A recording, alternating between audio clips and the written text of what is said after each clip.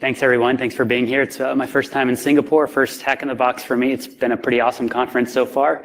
What I want to talk to you about today is something that I think is going to be pretty interesting. It's this idea of hardware backdoors, and that's sort of a concept that's thrown around a lot these days. It's often talked about in terms of conspiracy theories. A lot of people talk about Intel Management Engine and AMD Platform Security Processor as if they're hardware backdoors, but there's never really been any evidence that the things that we normally think about or worry about are actually hardware backdoors. So instead, what I'm going to be talking about is something entirely different than those normal things, something that I don't think was on anybody's radar, something that we really didn't know existed before this. But before I begin, the lawyers made me put in this very important disclaimer that I did all this work before I joined my current employer. I did all this on my own, and none of this work reflects my employer in any way, shape, or form. But beyond that, my name is Christopher Domas. I'm a cybersecurity researcher. I've poked around with a lot of different things over the years, but recently my interests have sort of been in low-level processor security, and that's sort of what we're going to look at today. But I want to start this whole thing off with just a little demo to frame the rest of the discussion here. So I've got a little video here. I'm logged into this system as a regular unprivileged user just called Delta, and then I'm going to open up this C file, and we're going to look at what's inside of this C file. It's basically a bunch of assembly code where I'm moving the address of a label into a register. And then I've got all these bound instructions. So if you're not familiar with the bound instruction in x86, it's not too common, but it's basically used to check whether or not a value is within certain memory bounds. So all of those bound instructions should fault because they're looking at nonsensical data.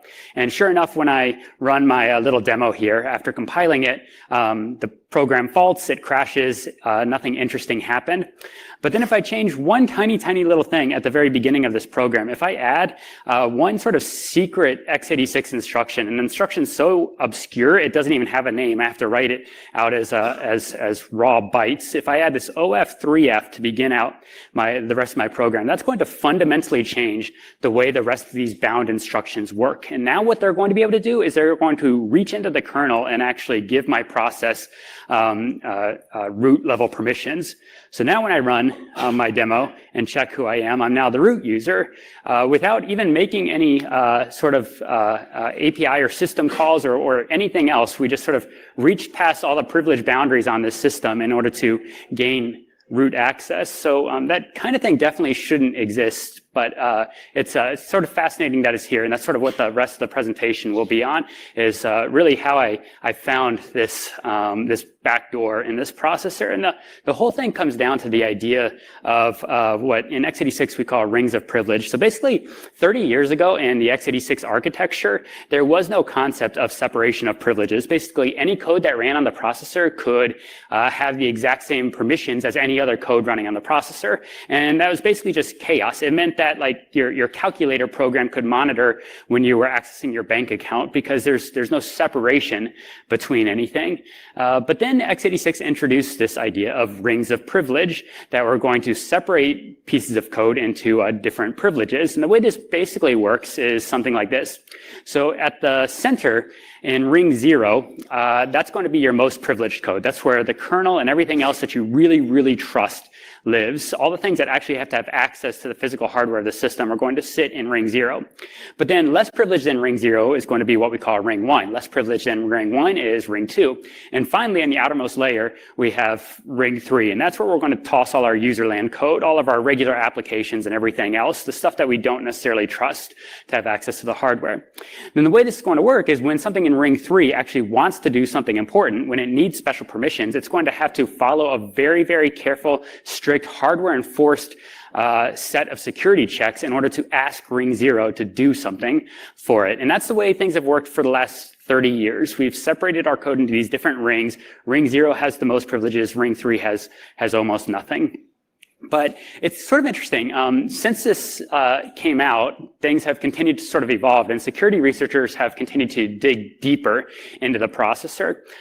So eventually we sort of figured out that, well, if we want to run multiple operating systems on a processor, it doesn't work to have them all running in ring 0. We need something more privileged than ring 0 in order to separate out different operating systems, like the hypervisor. So we called that ring -1. Since the hypervisor has more privileges than the guest operating systems, that's sort of a deeper ring.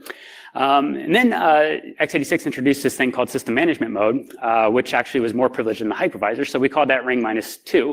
And then about 10 years ago at Black Hat, some security researchers found this other processor running on some platforms that in many ways had more privileges than even the x86 processor, so they called that ring -3. So it's sort of interesting that ring 0 was supposed to be the most privileged layer on the processor, but we've continued to sort of dig deeper and deeper through the years. And I think in the back of any security researcher's mind who's been looking at this kind of stuff is always this question of, like, can we go further? How deep does this really get?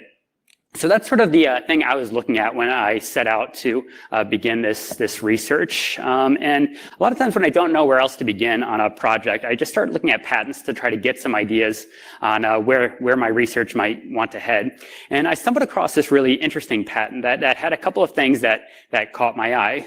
So just sort of casually mentioned in the middle of this patent I was looking at, it said, additionally, accessing some of the internal control registers can enable the user to bypass security mechanisms, for example, allowing ring 0 access at ring 3. Like, this just blew my mind that you would casually throw this out in a patent, because this basically undoes the last 30 years of x86 security. If you're telling me that there's some way to just allow the most unprivileged code to get the same permissions as the most privileged code in ring 0. They go on to say that in addition, these control registers may reveal information that the processor designers wish to keep proprietary. And for these reasons, the various x86 processor manufacturers have not publicly documented any description of the address or function of some of these control registers. So I thought this would be a really interesting thing to sort of dive into. They're basically hinting at this idea in the patent that there's some way to circumvent 30 years of privilege model in x86 through some undocumented control registers.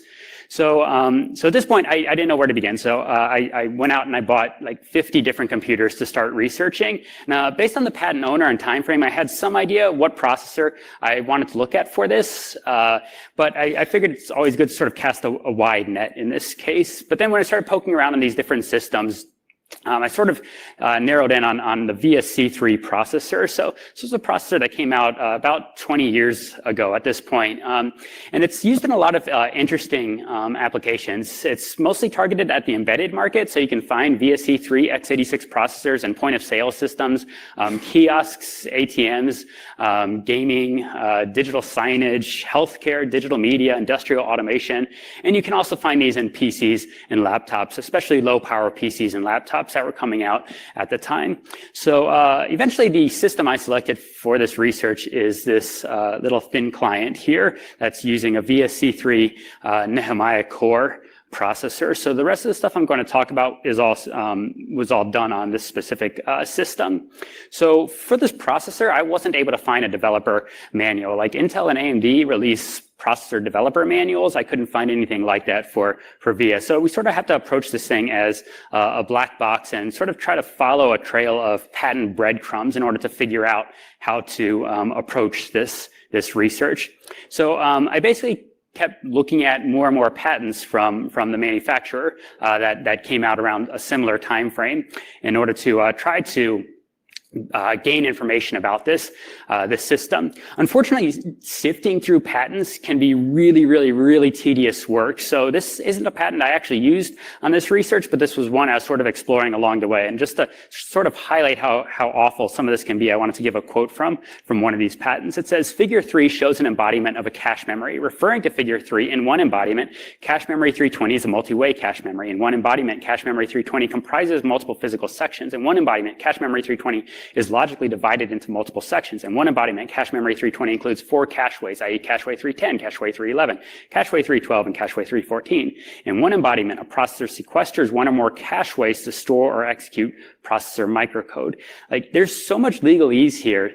That phrase "in one embodiment" appeared 142 times in this 4-page patent. Like, reading through this kind of stuff, trying to gain information for research is really, really painful, but eventually it can pay off. So I set on these 6 patents that ended up having some really interesting, useful information for sort of guiding this research forward. So I wanted to introduce some of the terminology that these patents were hinting at. So one of the main ideas discussed in these patents is the idea of using a non-x86 core alongside the x86 core in a processor. And they hint that the non-x86 core is going to be a RISC architecture. Now, they didn't have a term for this non-x86 core, but I started calling this the deeply embedded core in my research. The patents also hinted at something that they called the global configuration register. It'd basically be a register exposed to the x86 core through what's called a model-specific register, or an MSR. So I'll talk about MSRs coming up. But basically, they were saying that you could use this global configuration register to activate this embedded RISC core. They also talked about an x86 launch instruction. It was basically going to be a new instruction added to the x86 instruction set architecture, where once the RISC core is activated, this launch instruction would start a new RISC instruction sequence.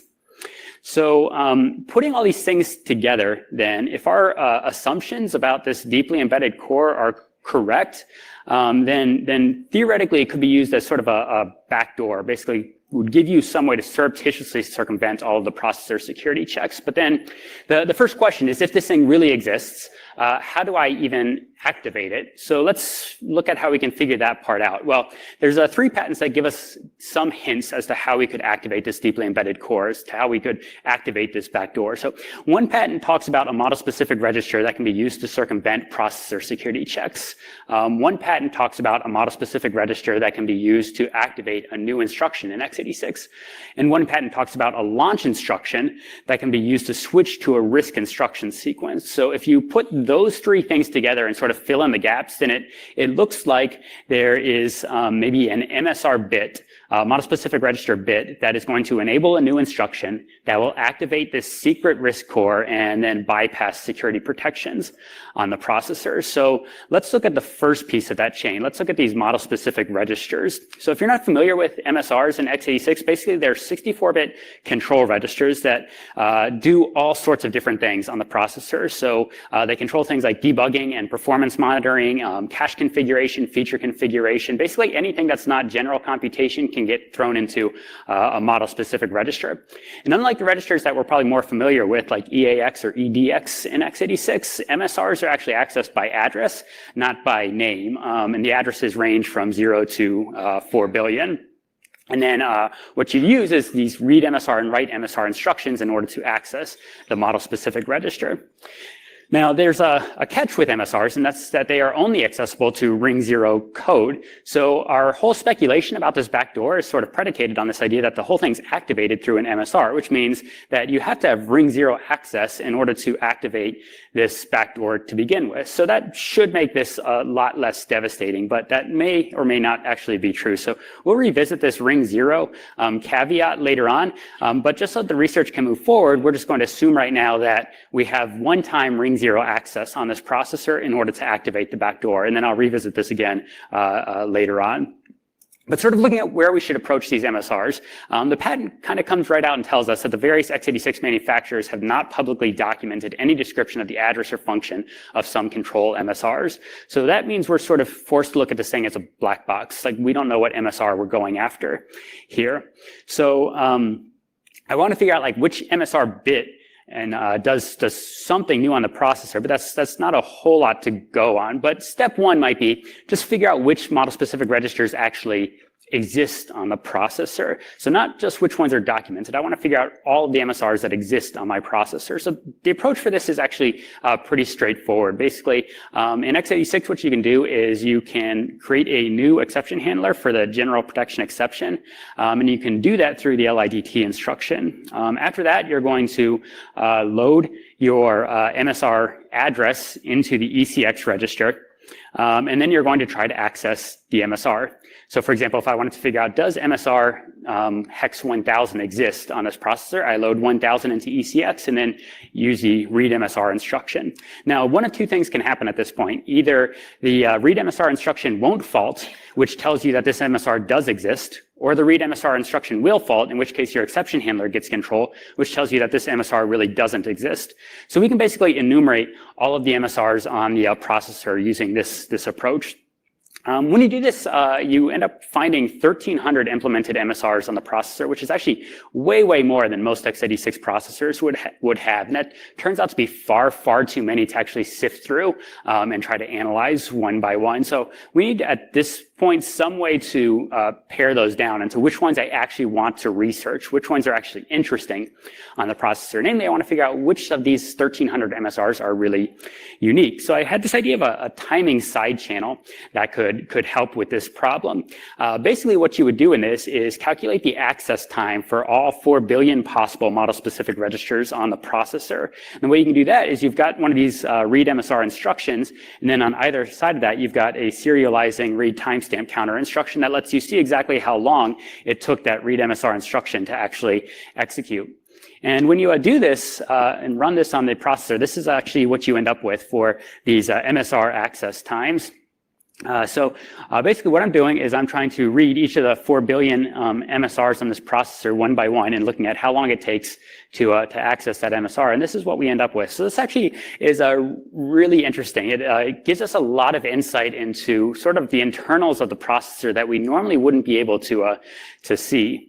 So there's sort of an observation that we can make by looking at these access times, and that is that functionally different model-specific registers should have different access times. So for example, reading a thermal sensor model-specific register should take a different amount of time than reading the timestamp counter model-specific register, and that's because when we execute that read MSR instruction, the microcode has to do something for that specific MSR. Since the microcode is going to be different for different or functionally different MSRs, it should take a different amount of time to execute. On the other hand, functionally equivalent model-specific registers should take approximately the same amount of time to execute. So for example, in x86, there's something called the MTRRs, the memory type range registers. It's a set of model-specific registers that control caching behavior for different regions of memory. There's a whole set of these MTRRs, but they're functionally doing approximately the same thing. They're all just controlling caching behavior. So since the microcode behind all of those MSRs is functionally equivalent, we would expect accessing those MSRs to take about the same amount of time. What that lets you do is it lets you differentiate between like and unlike MSRs. And we can define like a like MSRs as a set of adjacent MSRs with equal or functionally related access time. So from that, we can make this hypothesis that the global configuration register, this MSR hinted at in the patents that we're searching for, is probably unique. What I mean by that is it probably doesn't have multiple functionally equivalent versions. There's probably exactly one of these global configuration registers on the processor. So then what I can do is I can look at that timing side channel and I can try to pick out which of these MSRs based on their timing patterns are functionally unique. In other words, I'm going to select things like these peaks in each situation as functionally unique MSRs. And when we do that, we can identify 43 unique MSRs out of the 1,300 that are actually implemented on the processor. So that's a big step forward. 43 is a much more tractable number of model-specific registers to analyze than 1,300. Unfortunately, it's still a pretty daunting task. I think one of the bits in one of these model-specific registers is going to enable this alternate core on the processor, but each of these registers is 64 bits wide. That means I still have 2752 bits to check. And what I'm trying to do is I'm trying to figure out which of these bits is going to activate this new x86 instruction, this launch instruction that the patents hint at. So in other words, what I kind of want to do is I want to activate one of these MSR bits, and I want to scan through the x86 instruction set to see if any new instructions have appeared. But x86 is a really, really complex architecture, and it's sort of hard to estimate exactly how many instructions there could be in x86, but you can put an upper bound on it. So by looking at the x86 architecture, there's potentially somewhere on the order of 1.3 undecillion x86 instructions out there. And I'm trying to find exactly one new instruction amongst all of those. So even if we had like a really, really generous estimation, if I could scan for 1 billion x86 instructions every second, we could do a quick Fermi approximation here. If we look at like 1.3 undecillion possible instructions divided by 1 billion instructions a second, divided by 60 seconds a minute, divided by 60 minutes an hour, divided by 24 hours a day, divided by 365 days a year, means it's going to take about an eternity to scan for one new x86 instruction in the architecture. But then we're not even dealing with just one scan. I've got 2,752 different bits to check. So I'd need to do 2,752 scans of the architecture to figure out which of these bits creates a new instruction. So obviously we don't have time. Like, this is not a tractable problem at this point. So fortunately, last year I developed a tool exactly for this problem called SandSifter. So it uses some x86 magic in order to sort of intelligently try to scan the x86 instruction set. And it doesn't scan all instructions, but it tries to find the likely instructions that exist on a processor. And it can do that in about a day of scanning. Now, I still can't run SandSifter 2,752 times. That's going to be years and years of scanning still at this point. So what we can do is something a little bit different, trying to find this launch instruction. What I'm going to do is, for each of those 2,752 bits that I'm interested in, I'm going to try to set that bit. Basically, just see if I can activate it, not scan the instruction set or anything else, just try to set that bit.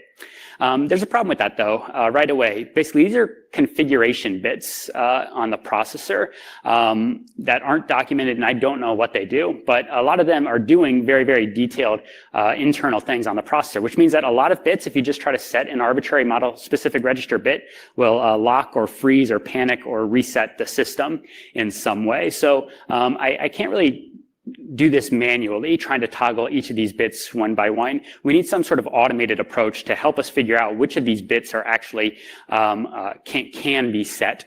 So I developed a little system for helping with that, where basically I would have the target system that I'm trying to research connected to a switch. Connected to a master system.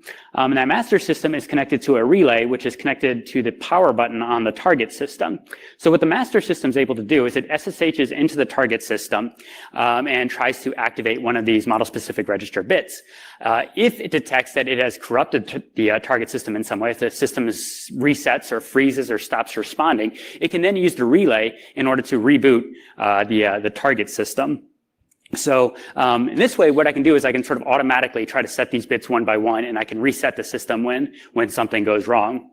So basically just describing what we just went over. So when you do this, you run this system for about a week, just continuously reset the system whenever you find an MSR bit that you couldn't toggle. Basically what we're able to do then is find exactly which bits can be toggled without a visible side effect.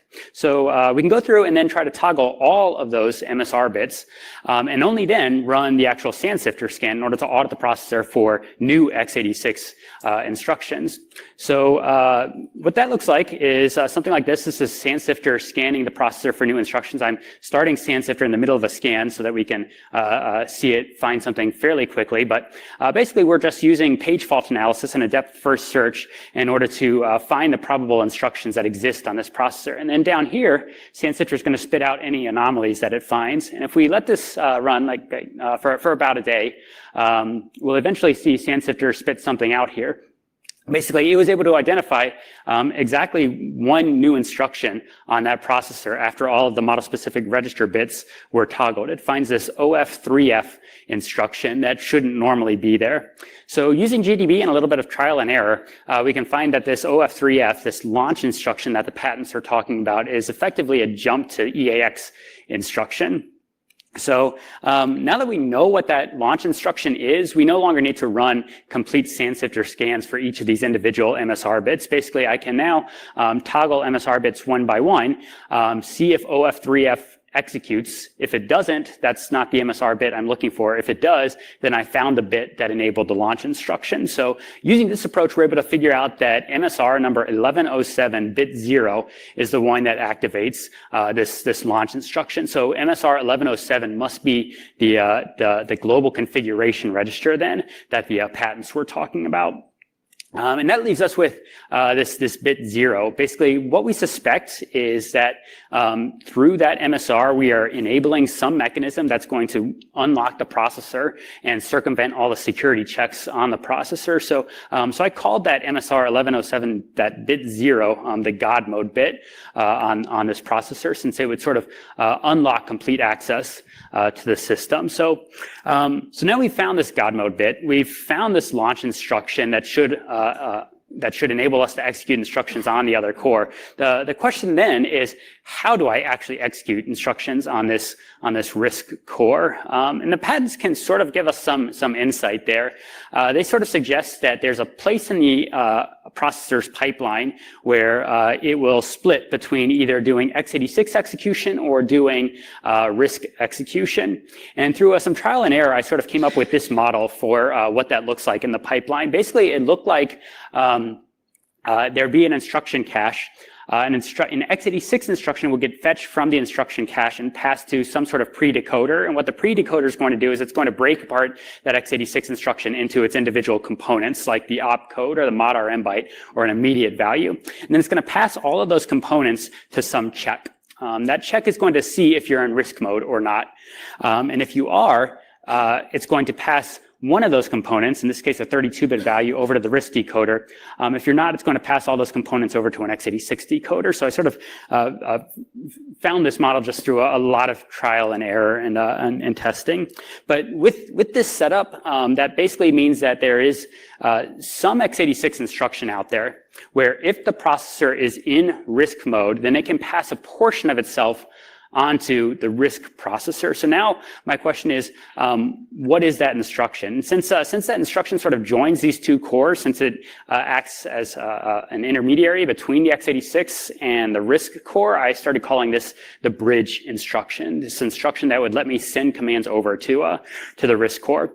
So now the question is, how do I find the bridge instruction on this processor? Well, it should be sufficient to detect that I've executed a RISC instruction. If I have successfully executed a RISC instruction, then I know what instruction I used in order to do that. So then the question is, well, how do we know if we've successfully executed a RISC instruction? Well, if this RISC core really does provide a privileged circumvention mechanism on the processor, then there should be some RISC instruction that when executed in ring 3 should be able to corrupt the system. So normally that would never happen in ring 3. The whole purpose of the separation of privileges is that you can't corrupt the system from ring 3. But if we can circumvent those privileges and observe that behavior, then that means that we've found this RISC instruction. So this is actually really easy to detect. Basically, if we're executing instructions in ring 3 and we detect that the processor has locked or the kernel's panicked or the system has reset,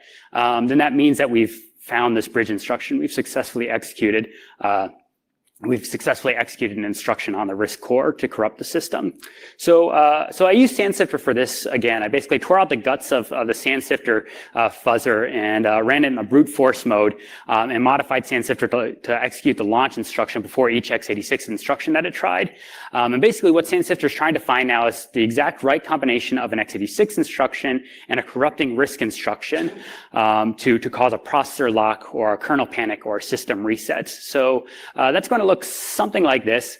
Basically, we've got a dumbed down version of SandSifter brute forcing instructions on the processor, basically running in ring 3 and trying to cause a system lock. And that's what we got here. Basically, everything on the system just stopped all of a sudden because SandSifter was able to find a specific x86 instruction that when run in ring 3 corrupted the system, which should never happen. So basically when we've observed that, that means that we've found this bridge instruction that we're looking for. So it took about an hour of fuzzing with SandSifter here in order to identify the bridge instruction as this bound EAX instruction. So basically this is the x86 instruction that is able to send commands over to this deeply embedded RISC core.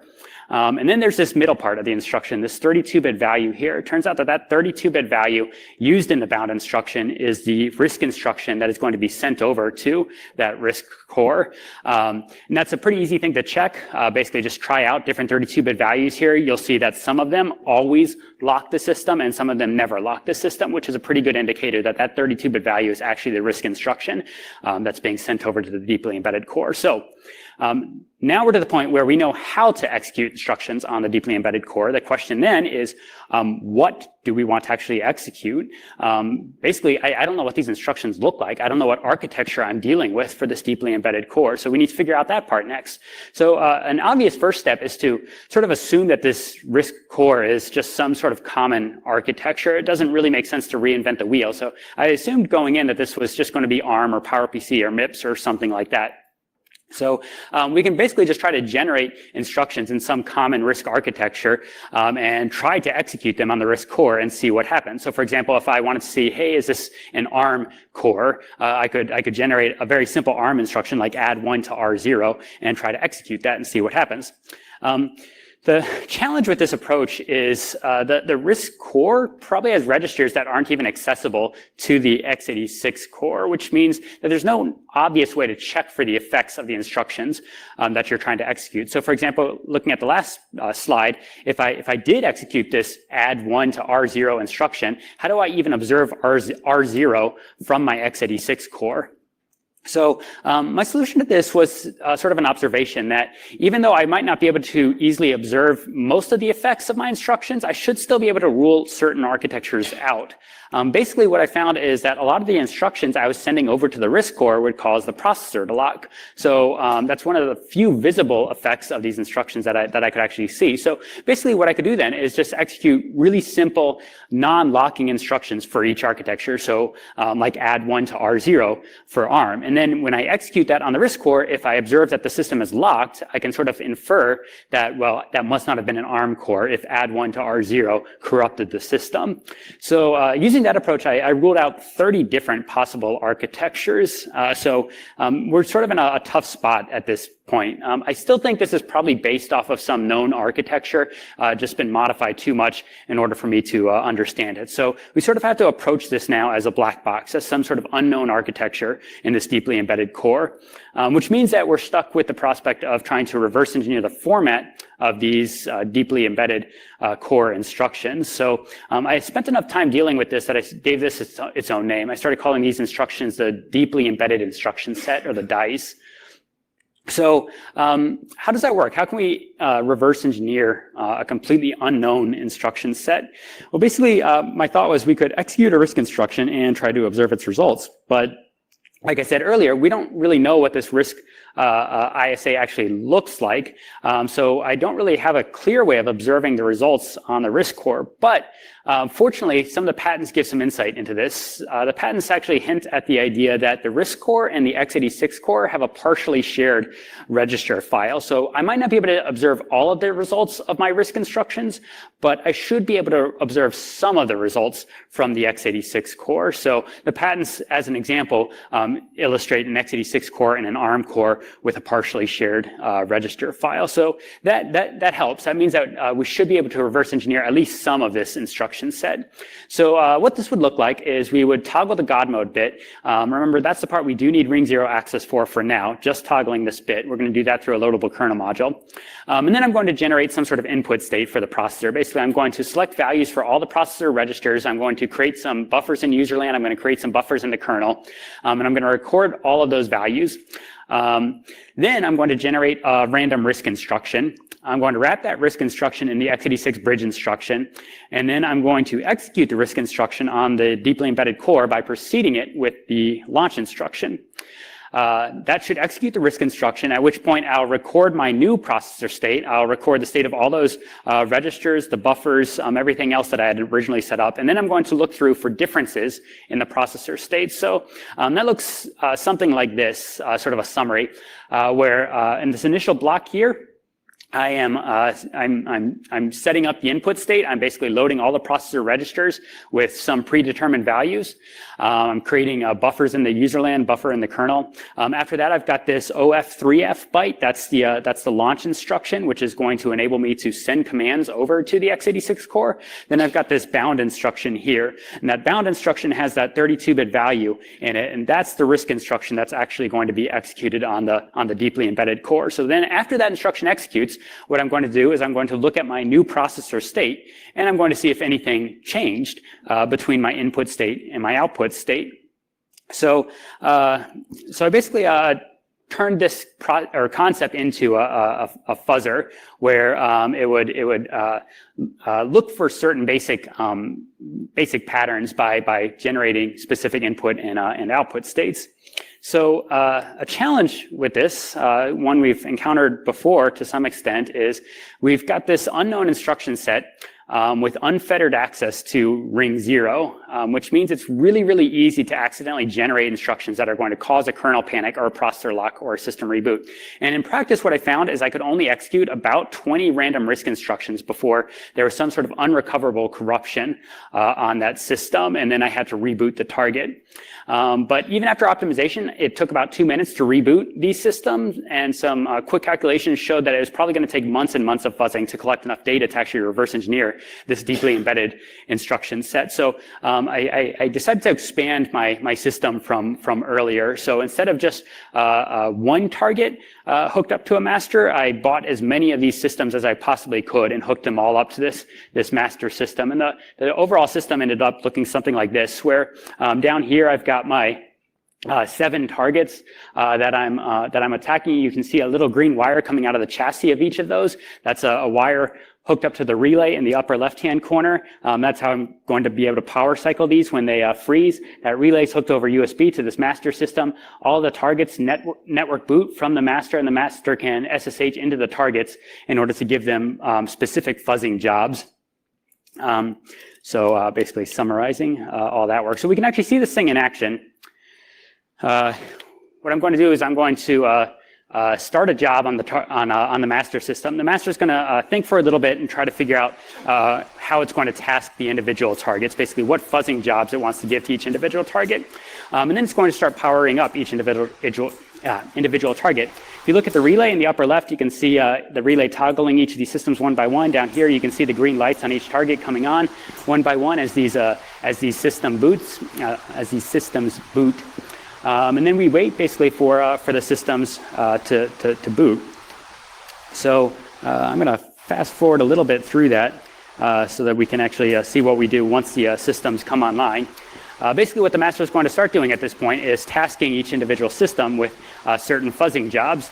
So you can see state diffs starting to scroll by on the master. Basically, when it observes a difference in the input and output state, it's going to record that information. When it observes that one of the systems has locked, you could hear just a second ago the relays toggling. Basically, it's power cycling each of these systems whenever the system becomes unrecoverably corrupted. But basically, we're just going to let this run for quite a long time. And we can sort of see logs scrolling in from these systems and basically just recording state diffs each time. So I let this run for 3 weeks. It collected 15 gigabytes of logs across 2.3 million state diffs for a total of about 4,000 hours of compute time. So it's a lot of data that it collected. But now that it's done collecting its data, we can actually start looking into these logs to try to figure out how this unknown instruction set actually works. So the very first thing I wanted to figure out is my premise correct? Can this thing actually bypass the rings of privilege in x86? And much to my relief, after all this work, it's pretty quick to go through these logs and figure out that is actually the case. So for example, in this log, you can see the input and output state differed in the EDX register. Specifically, we see this value 80050033 in EDX. That turns out to be the control register 0. Now, CR0 is normally not accessible to ring 3, but we can see that through this RISC instruction, we managed to access CR0 through this up at the top A771 RISC instruction. So that's a good sign. I'm able to read ring 0 data, or registers that are normally only accessible to ring 0 from ring 3. So then the question is, well, am I only limited to reading ring 0 data? And it turns out not. If we keep going through the logs, we'll see this other instruction, 8AB4, is actually able to copy the EBP register into debug register 0. So debug register 0 is normally only writable to ring 0. So I'm actually able to write ring 0 only data using this deeply embedded core. So at this point, the question is, what do we want to do? Well, theoretically, this thing can bypass all the ring boundaries, which means we can do anything we want on this processor at this point. But I thought it makes sense to try to come up with a sort of a succinct, simple demo to really illustrate the power of this deeply embedded core. So I thought a good demonstration would be a privilege escalation payload, basically something that would take an unprivileged user and grant them root permissions all from within ring 3. So a privilege escalation payload from this deeply embedded core perspective would look something like this. Basically, you can parse a structure in x86 called the global descriptor table. And inside of the global descriptor table, there is what's called a segment selector for the FS segment. If you parse out that segment selector, you can get a pointer to a Linux structure called the task struct. And if you parse out some of the task struct, you can get another pointer to what's called the cred struct, all this sitting in kernel space. Finally, inside of that cred struct, are 4 fields, the UID, GID, EUID, and EGID, that define what permissions your current process has. And if we set all of those 4 fields to 0, that's effectively giving our process root permissions. But all this can only occur from within the kernel normally. But basically, we want to implement this functionality using the deeply embedded core. Now, there's only a few pieces in here that actually require us to bypass the kernel boundaries. We don't have to do all of this on the deeply embedded core.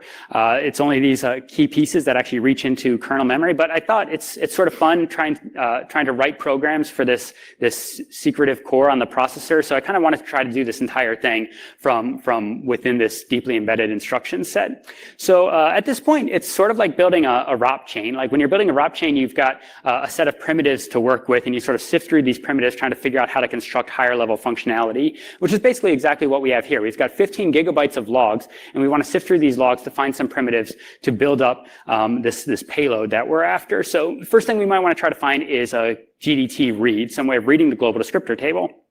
So we can find that pretty quickly. Instruction A313 is able to load the global descriptor table register into the EBX register. Next primitive we might want is a kernel read. We can find that, D407. We can see that it loaded a single byte out of a kernel buffer into the EBP register. We need a kernel write primitive, and we can find that in E2B7. We can see that it wrote a single byte out of ECX into my kernel buffer. So we've sort of got all the building blocks we should need. If we want to write this entire thing in the deeply embedded core, we need primitives like addition. These are a little bit harder to spot when you're just manually going through logs. So it's not immediately clear that an addition occurred here unless you're very, very tediously analyzing all the other registers in your input and output state. So you can try to fix that by adding some patterns to your register. But at the end of the day, I sort of came to the conclusion that sifting through logs like this just doesn't scale well. So I wanted some sort of automated approach to reverse engineering this instruction set from these logs. So basically what I wanted to do was extract behavior patterns from these state diffs in order to identify patterns in the RISC instructions. So I built this tool that I called the collector that sort of does automated reverse engineering of unknown instruction sets. So basically what the collector does is it tries to automatically identify patterns in state diffs. So it'll look for patterns like word swaps or word copies or immediate loads or register transfers or memory reads or memory writes or increments or decrements. Basically it has this whole library of patterns that it will search for in these state diffs. And it will start binning instructions based on the patterns that it's finding. And after it ends up with an instruction bin, we can start trying to automatically extract the instruction encoding by analyzing bit patterns within the bin. So that looks something like this. Basically, this is the bin of all the instructions from my logs that were observed to transfer one register to another register. And the question for the collector is, what does this instruction format actually look like if I want to be able to write these instructions myself? So with a little manual analysis, I saw EAX register is always encoded as 0000, ECX is always encoded as 0001. So the collector can then go through for each of these instructions. It can try to find exactly which bits might be encoding the registers. So for example, for this instruction, we're highlighting all the bits that could be encoding EAX and all the bits that could be encoding ECX. So then it's going to go through this pattern and try to find out, well, what are the commonalities across this entire bin? Well, it turns out only these two center columns are common for all of these instructions. So those must be the bits that are actually used to encode these registers.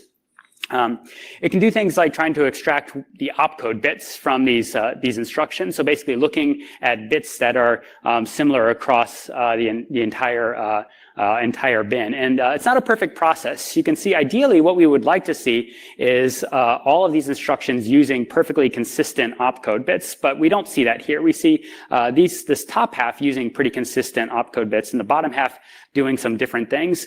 What the collector does is it just tries to find the most common patterns. So it's going to say, well, we'll just use the patterns from this top half here, and we'll call these highlighted bits the opcode bits.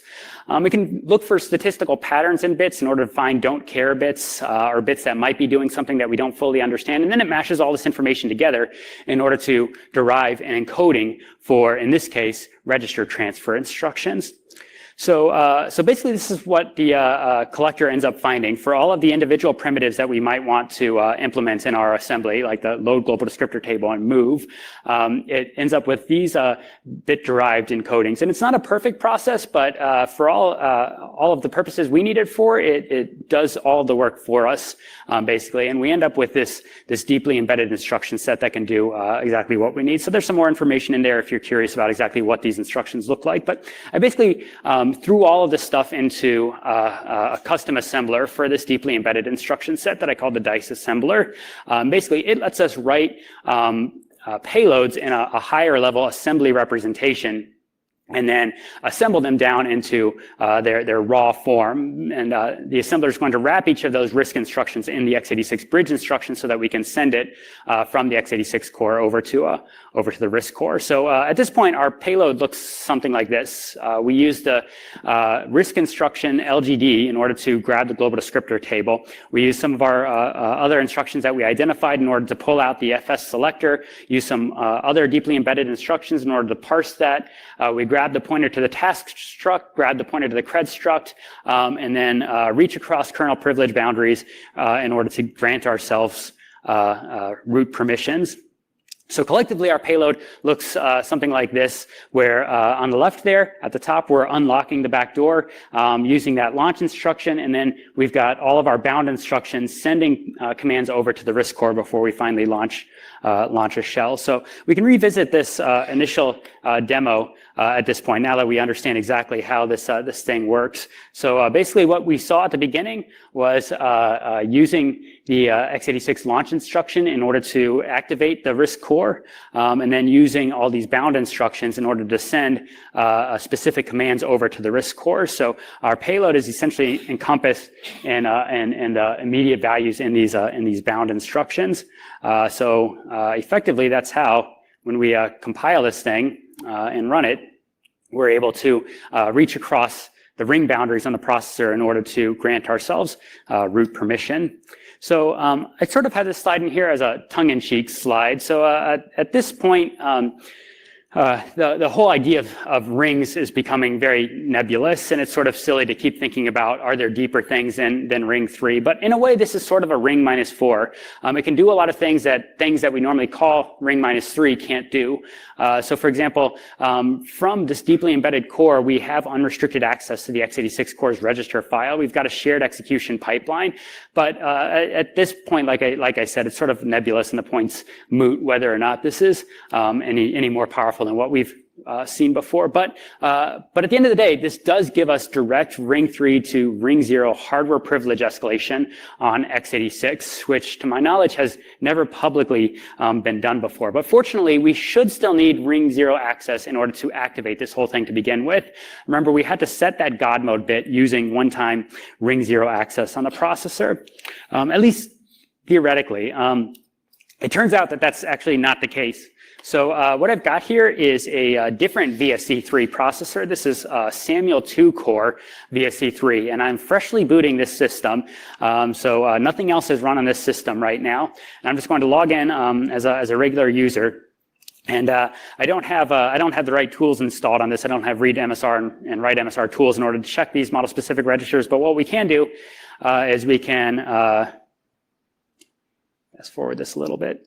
I can use modprobe to install the MSR kernel module, and then I can use a hex dump in order to look at that global configuration register, MSR number 1107. So I'm going to dump out the contents of the global configuration register. And if you look closely at the low byte of that register, it's D7. The low 4 bits, the low nibble is 0111. That means the low bit, the God mode bit on this system is 1.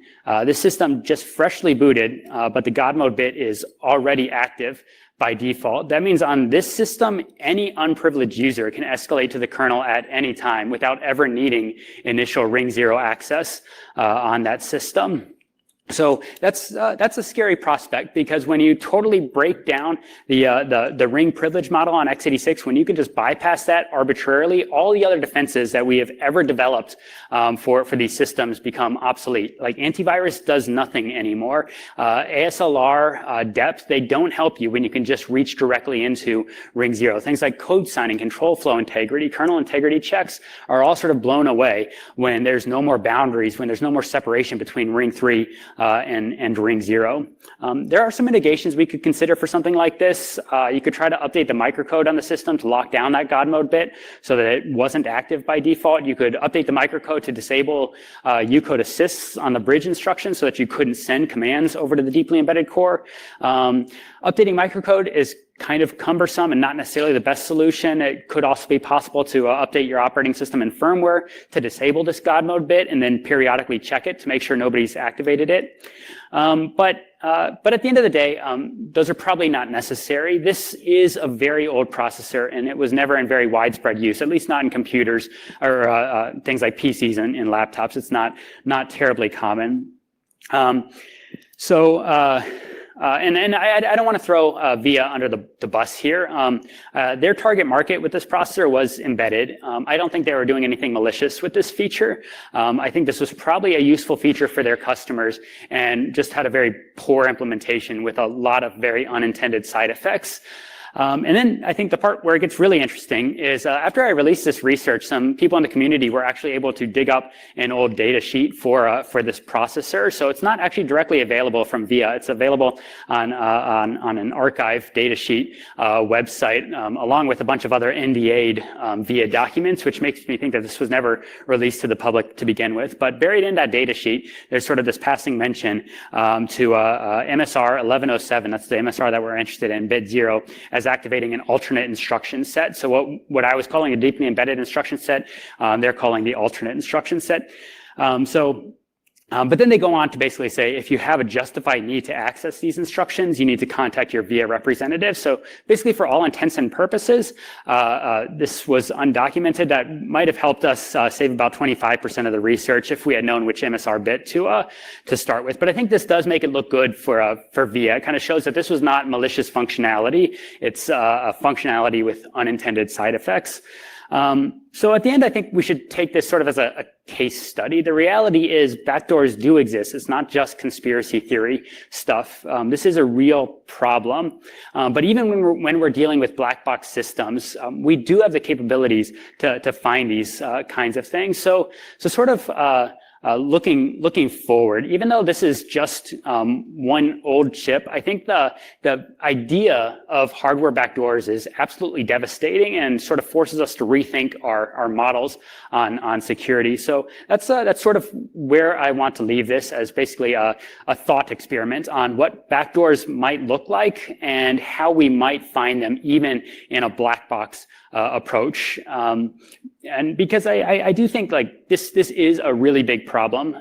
This isn't just a C3 problem. It's not just a VIA problem.